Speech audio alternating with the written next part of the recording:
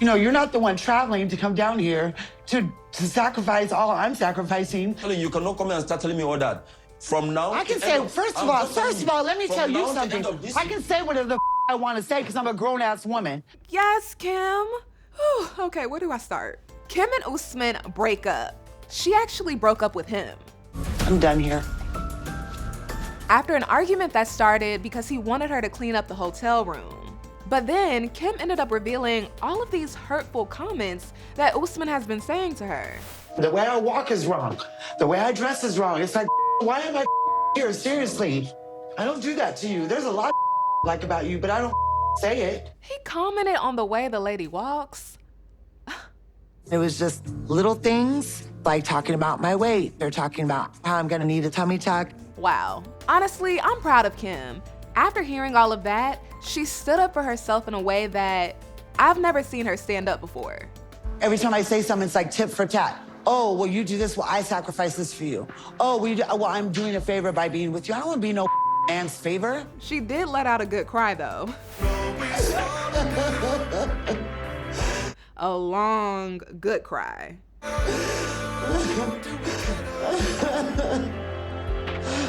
Whew, let's get into it. Hey 90 Day Fans fam, it's Melicia. I hope you are feeling the holiday cheer. Santa's coming to town. Santa! Oh my God! And if you're not, trust me, I understand. There's a lot going on in the world right now, but what I'm reminding myself is that what you give energy to grows. So if you find yourself feeling down in the dumps, maybe think about where you've been placing majority of your attention and try to immerse yourself in things that feel more positive and joyful. Hopefully you'll see a difference. Before we get into Kim and Usman's long overdue breakup, guess what, y'all? Michael cheated on Angela. Yes, and she has proof.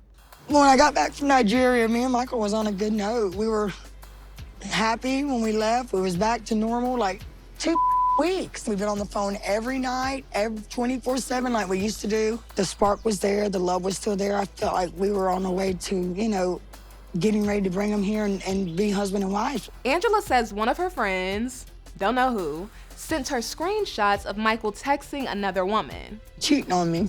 And at first I was like, okay, that could have been fabricated. Angela always thinks he's cheating. But then Angela says she also received a voice note that Michael sent to this mystery woman.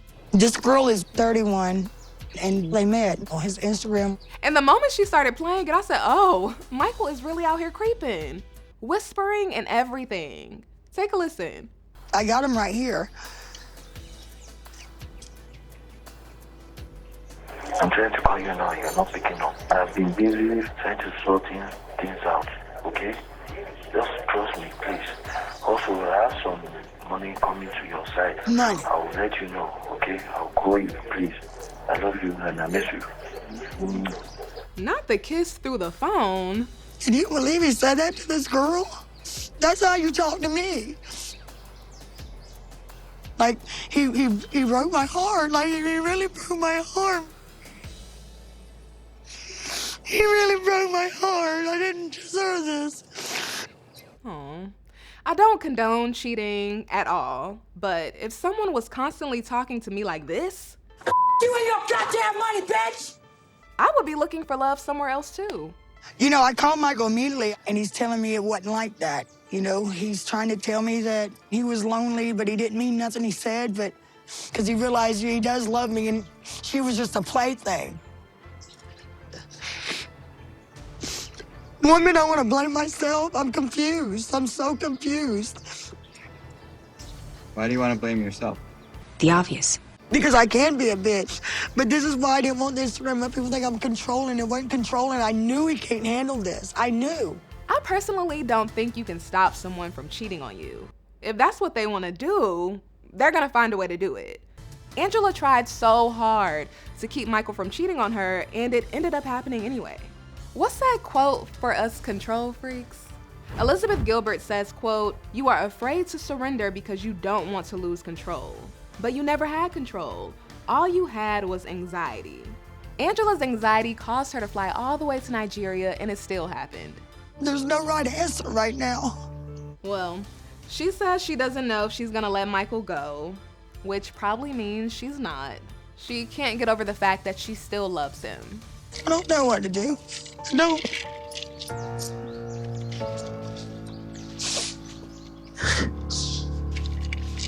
All right, let's move on to Kim and Usman. Can I take him on there? It's very slow. Okay, this one? Yes. You want to go on this with me? Come on. Look, he wants to go, too. Jamal is so over it. At the beginning of the episode, things start off on a good note between Usman and Kim. They enjoy a day out with Jamal, Usman's brother Muhammad, his wife, and little Mahadi at an amusement park. And Kim and Usman find themselves playing mommy and daddy with Mahadi. Whee! Got it? Yay! You like it? Yeah. Although Mahadi's dad was all smiles taking pictures at first, it seems as if this moment turned out to be a bit uncomfortable for him. I mean, it was uncomfortable for me as a viewer. Cute, but uncomfortable. Okay, let's Another go. one. Give me another one. Hey! Thank you guys for coming out. Oh, that baby was ready for that spoon. They all sit down to discuss the adoption process once again, and Mahadi's parents tell Kim and Usman that they still haven't come to a decision. Mahadi's mom straight up says she is not feeling it. Abin da abban so ga wanga magana na ɗaukan shi da za a yi a tai da shi ya canza wuri da nisa sannan kuma da bambancin al'adu da musulunci. And it wouldn't happen today. It wouldn't happen next week. It'll be a couple years, you know? And I just... What? Couple years Well, at least a year. for the adoption? Yeah. So, Usman, you want to start the process like now? Yeah, like now it's all about getting married. Immediately you get married, like a month or so, I want to see like how I can bring him close to me all the time. The parents didn't even tell you yes yet. Usman trying to rush this process is a bit weird and sketchy. And what he says later to Kim makes it even worse, but we'll get to that. It appears to be the next day, and Jamal is leaving his mom behind in Nigeria to head back to the States.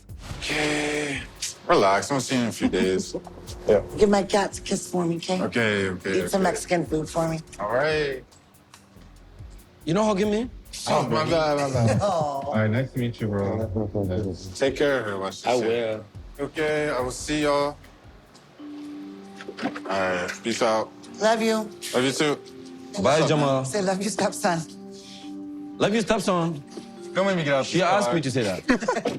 After Usman and Kim say bye to Jamal, they seem to be in good spirits. But the next day, everything changes.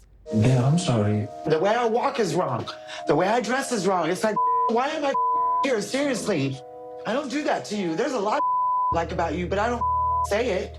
You make me feel so incompetent sometimes. I don't like that. I'm sorry. Sorry doesn't mean anything if you're just gonna do it again. Kim and Usman get into it after he started, quote, nagging her to clean up their hotel room. And that kind of escalated. And then it was just little things like talking about my weight. They're talking about how I'm gonna need a tummy tuck. I don't know if it was stress. I don't know if it was tension. I think the adoption thing was in this. Kim, let's not blame it on the stress or adoption, okay? By now, we know that Usman has shown a pattern of taking shots at your self-esteem. I said I'm very sorry. I was doing that and I was laughing. But it doesn't sound like you're playing. And then everything, I don't pick up the room right. I don't dress right. My stomach's too big. I mean, why are you even with me? The question now, Kim, is why are you still with him after all of that? If someone acknowledges more of what's wrong with you than what's right, I wouldn't even want to be their friend, let alone their fiance. Kim mentioned before that she received the same type of treatment from her ex-husband, which is interesting. Personally, when patterns like that show up in my life, where I've experienced an issue with someone before and I keep experiencing it again and again with new people, I don't take the blame for their behavior, but I do step back and ask myself, is there a part of me deep down that feels as if this is a treatment that I deserve? Is there a part of me that feels as if I'm unworthy of receiving better? Because I'm learning, relationships are here at the end of the day to help us grow as individuals. And they tend to mirror back to us ways that we can learn to love and accept ourselves more. I have to do all this to conform to you. What the are you doing for me? Seriously. What have you done for me lately? Ooh, yeah. We have to bring some levity into this, okay? I'm sitting here thinking about adopting a baby, but you can't even hold a conversation with me. We don't even have sex. Tired of feeling like I'm not enough. Leave his ass. You know, you're not the one traveling to come down here to sacrifice all I'm sacrificing. Stop giving me that as an excuse, please. Because at this point, All I'm asking you for I'm just telling you, you cannot come and start telling me all that. From now, I can say, first of all, let me tell you something. I can say whatever the I want to say because I'm a grown-ass woman. So don't ever tell me I can't say. Kim said, honey, don't you ever. I am here for it. This is great.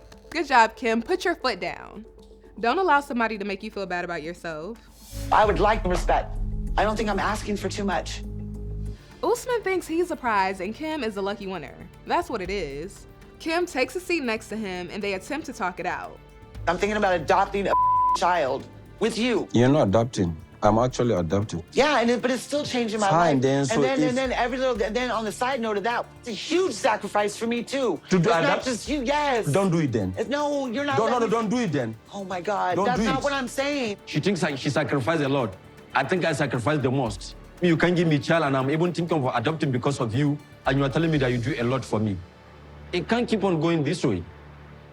If I get this I'm always boy, wrong. I'm just I always don't wrong. have to have a second wife. Are you saying like which anything? you are going to be happy with that? Is it just me? Or does it seem as if Usman is using his nephew's life as a pawn? You know, I'll be honest. Sometimes I wonder if I take Kim's side too much and if I'm not being fair and balanced when it comes to Usman. But something about his behavior, not even something, I know what it is. His behavior rubs me the wrong way. I know that there are two sides to every story, but does anyone get his side? Does anyone see it? Anyone? Let me know in the comments. I was just thinking of all the ways that I'm gonna have to change my life for this at home. You always feel like you do things. Kimberly, me being with you is something that nobody, Oh God, I cannot do this nobody will do anymore. in my I region. cannot hear this But I don't again. want to look into I'm eyes not and tell gonna you sit because here you and feel like it's an kiss your insult. ass because you're with me. What kind of Don't say relationship that. I'm having? Kim gets ticked off when Usman chooses to get on his phone during the middle of their conversation. You know what? You're a ass. You are a ass. I'm done. Kim goes on to say if they can't even have an adult conversation, how are they gonna raise a baby? Ding ding. My thoughts exactly. I'm done here.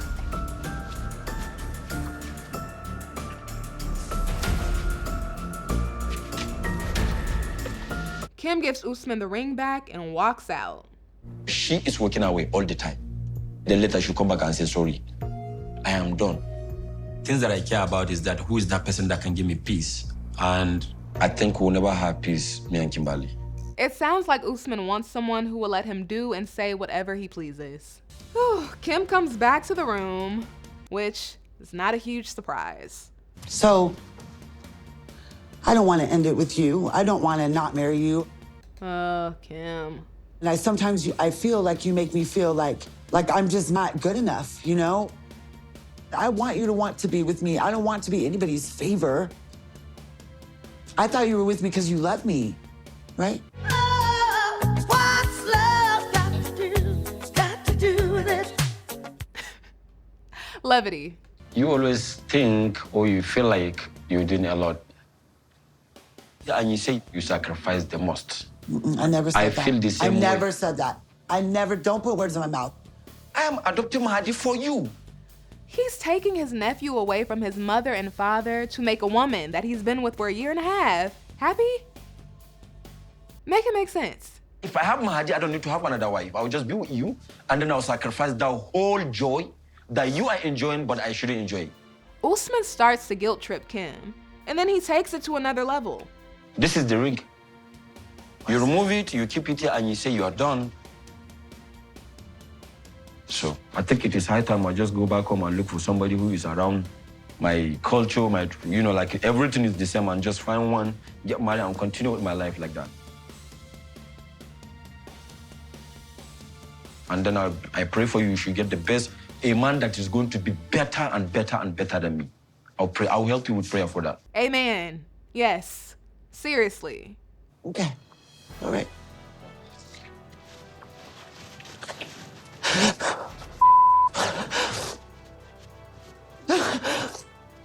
Hold it together, Kim. Hold it together.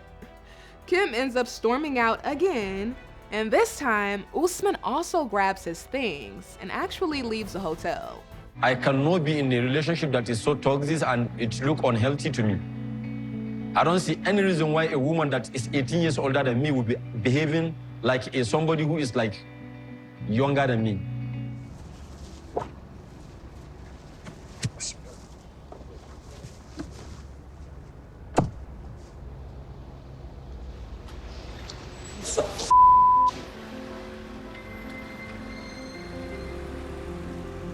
Kim tries her best to keep it together. I've been through a lot of and I can't just sit here and just like let some dude just sit there and just like tear me down. And that's how it feels to me. But eventually she had to let out one of those gut-wrenching cries. I texted him. And then he said, "You will never get the respect I give you by any man, but since you broke up with me, you'll find out soon, thank you." I said, "It's not like you really care anyways, you made that clear." Now it's turned to this.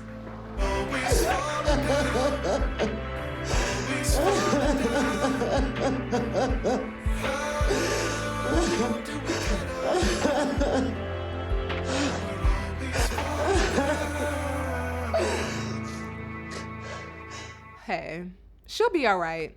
It's just a moment in time, and it's time to let it go.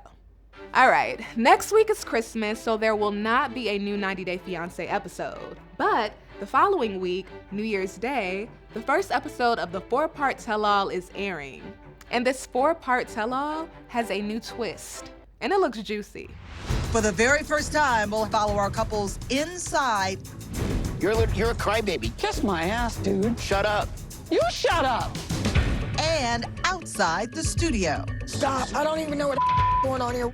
You know, this woman, she's my wife. The way you respect me, I want you to please respect her. Just please and please, let her be.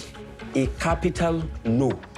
I think Usman low-key played the out of my mom. Every time I say anything, y'all just sit up there and talk about how much I'm defending him. You're damn right I'm gonna defend him. It's not gonna be good, stupid ass. Shut the up. Get out. Shut up. Go get your teeth fixed. Get out.